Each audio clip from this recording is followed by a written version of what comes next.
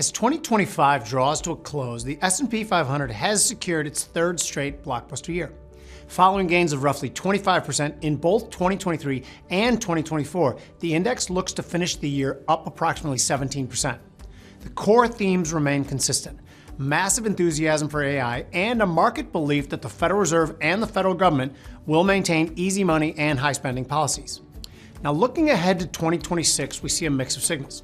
On the positive side, traders are eyeing the promise of deregulation and tax relief in the second year of the administration, alongside more clarity in international trade policy. However, there are some negatives to consider.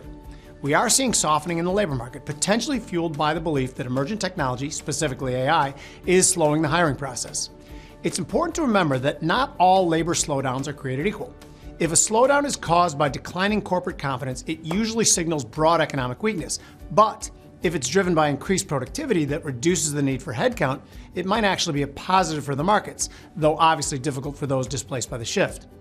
In this scenario, the Fed might reduce interest rates to support the labor market even while the economy expands. Many analysts believe this combination would act as a powerful tailwind for equities.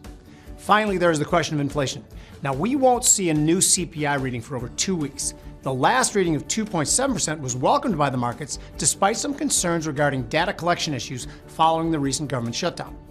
Now, if a trader believes that the market will rally in January, they could buy the January Week 4 Friday, which expires on January 23rd, 70-20, 70-40 call spread for 7.5 ticks, with the underlying March futures contract at 69.46.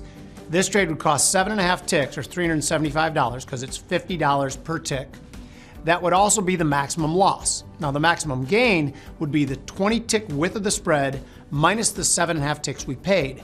This would be 12.5 ticks, or $625. That gain would be realized if the futures at options expiration are above 70.40. Now, if a trader believes that January will be a difficult one for the stock market, they could buy the January Week 4 Friday 6,900, 68.80 put spread for 6.5 ticks, with the same 69.46 underlying in the March futures. This trade would cost 6.5 ticks, or $325. That's also your max loss. The max gain is 13.5 ticks, or $675, and that gain would be realized if the futures at options expiration are below 68.80.